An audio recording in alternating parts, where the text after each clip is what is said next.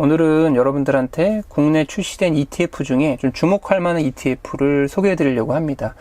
바로 2차전지 테마에 투자하는 ETF인데요. 2차전지 테마에 투자하는 국내 출시 ETF가 여러 종이 있죠.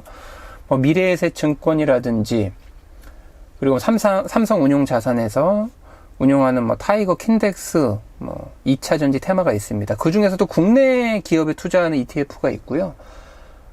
해외 기업, 특히나 중국에 투자하는 그 타이거의 차이나 솔락티브 그 ETF가 있습니다. 타이나 전기차 솔락티브 ETF인데, 저는 오늘은 이 중국 ETF에 대해서 좀 말씀드리고자 합니다. 기사 하나 먼저 좀 보시면, 중국의 그 BMW가 중국에 이제 첫 전기차 공장 가동을 개시했습니다. 중선양에 지은 첫 전기차 공장이라고 하는데, 여기서 이제 i3 모델 양산을 시작했다고 합니다.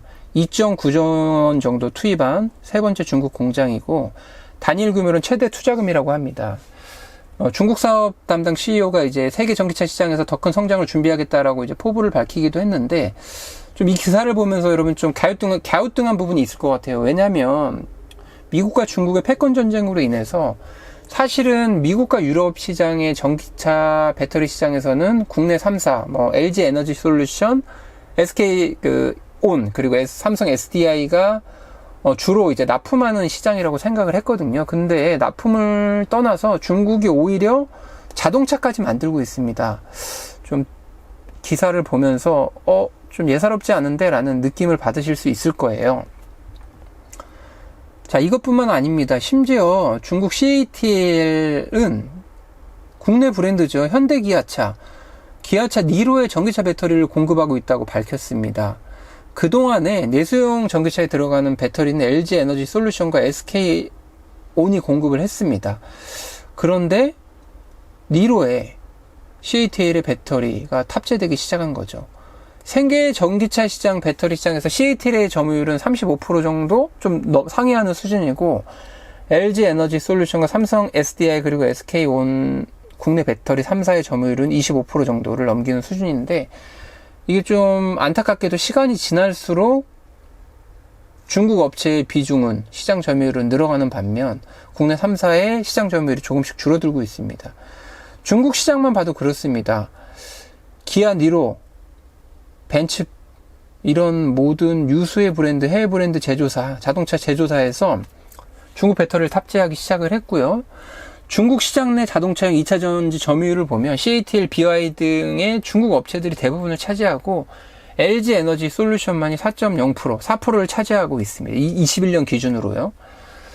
이거는 굉장히 좀 위협적인, 우리나라 배터리 3사 업체의 입장에서 봤을 땐 좀 안 좋은 소식이지만, 투자하는 입장에서는 중국 전기차 시장을 좀 주목해야 될 필요성이 있다고 저는 생각을 합니다. 왜 그렇다면 자동차 제조사들이 중국 배터리를 많이 탑재할까요? 그거는 바로 가격에 있습니다. 여러분들한테 한번 물어볼게요. 얼마 정도면 전기차를 사실 수 있으시겠습니까? 아마 대부분의 분들이 현재 내연기관차 정도의 가격이면 사겠다고 할 겁니다. 그거보다 더 많이 비싸면 몇몇 분들을 제외하고는 굳이 내가 왜 전기차를 사야 되지, 비싼 돈을 지불하면서 아마 지갑을 열지 않을 거예요. 그러면 제조사들은 테슬라부터 시작해서 전기차 가격을 현재 내연기관차 수준으로 낮추겠다고 선언하고 있습니다. 그렇게 되기 위해서는 전기차 시장의 비용, 전기차 시장을 구성하는 비용의 40%를 차지하는 배터리를 낮출 수밖에 없습니다. 배터리 가격을 낮추려면 결국은 중국의 LFP 배터리를 사용할 수밖에 없습니다. LFP 배터리는 주로 인산철을 사용하죠. 철의 자원량은 굉장히 풍부한 편입니다. 그래서 전기차 가격을 낮출 수 있는 바로 배터리가 LFP 배터리입니다. 이에 반해 국내 3사는 3원계 배터리를 주로 채택하고 있죠. 주행거리는 길지만 이 3원계 배터리의 특징은 가격이 비쌉니다. LFP 배터리에 비해서. 반면에 LFP 배터리는 주행거리는 짧습니다. 그런데 여러분, 전기차 시장이 점점 커지면서 인프라가 깔릴 거 아니에요. 전기차 충전소가 깔리겠죠. 그러면 오히려 가격보다 중요한 게 지금까지는 주행 거리라고 생각돼 왔는데 충전소가 곳곳에 깔리면 가격의 그 거리에 대한 주행 거리에 대한 스트레스가 그만큼 없어지고 주행 거리의 중요성은 점점 낮아지게 됩니다. 그러면 가격이 더 큰 전기차를 구매함에 있어서 중요한 부분으로 작용하게 되겠죠. 그럼 결국은 중국의 LFP 배터리를 채택할 수밖에 없는 겁니다. 그리고 중국이 전기차 시장에서 시장 점유율 1위를 달성할 수밖에 없는 이유는 바로 중국 국가 자체에서 국가적으로 굉장히 지원을 많이 하고 있습니다. 보조금을 많이 주고요. 또한 그런 기업 환경들과 사람들이 전기차를 살 수밖에 없는 그런 환경을 만들어주고 있습니다. 특히 중국은 내연기관차 번호판 받기가 굉장히 힘든 나라입니다.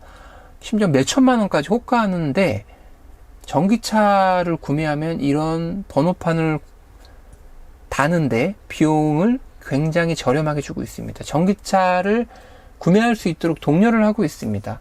왜 중국이 이렇게 보조금을 주어가면서까지 전기차 시장에 목을 매다는 걸까요? 그건 바로 자동차 역사, 중국의 자동차 역사, 히스토리에 대해서 좀 살펴볼 필요가 있습니다. 중국은 예전부터 내연기관차 시장에 대해서 좀 선두를 유지하려고, 그러니까 두각을 나타내려고 굉장히 노력을 많이 했습니다. 그러나 그 기술력의 한계로 인해서 결국은 그 꿈을 이루지 못했죠. 그래서 중국 내에 자동차를 판매하려면 많은 해외 유수의 브랜드들이 들어와서 중국 시장에 자동차를 판매하려고 하잖아요. 그럼 합작사를 이루어야 됐습니다. 상하이 자동차나 베이징 자동차와 합작사를 이루어서 진출할 수밖에 없었습니다.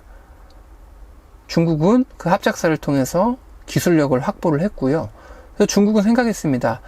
내연기관차는 우리가 절대 이길 수 없다. 그러나 앞으로의 시장인 전기차 시장에서는 우리가 선점하려면 지금부터 원재료를 확보하고 배터리에 기술 개발을 해서 선점을 할 수밖에 없다. 그래서 우리보다 10년 전부터 배터리 산업에 많은 투자와 연구 개발을 해왔습니다. 그래서 지금 이런 결과가 나온 거고요.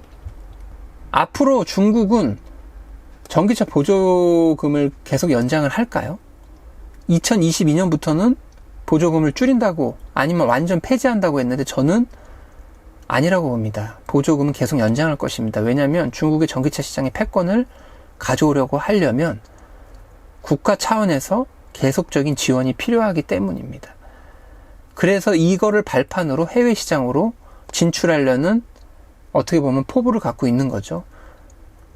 해외에서 가장 많이 전기차를 수출한 나라가 어디일까요? 바로 중국입니다. 중국은 자국 내에서만 중국산 자동차를 많이 판매하는 걸로 저희는 생각할 수 있는데 아닙니다. 아까 BMW 사례 보셨죠? 테슬라나 BMW, 벤츠들이 이런 브랜드사들이 들어와서 중국에서 생산을 하고 거기에 중국산 배터리를 탑재하고 해외에 수출하고 있습니다. 그래서 중국이 세계 자동차 배터리 시장 점유율 1위가 될 수밖에 없습니다.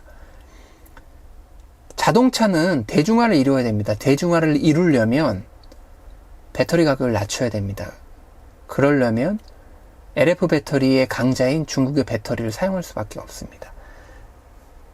그래서 저는 타이거 차이나 전기차 ETF를 추천하는 이유입니다.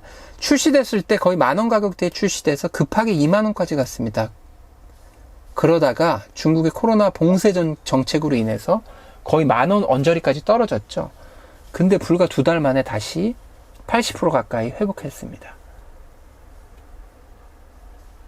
중국의 전기차 산업은 커질 수밖에 없고 중국의 LFP 배터리는 시장 점유율이 늘어날 수밖에 없습니다. 특히 중저가형 자동차에서는 시간이 지날수록 LFP 배터리의 탑재량은 늘어날 것입니다.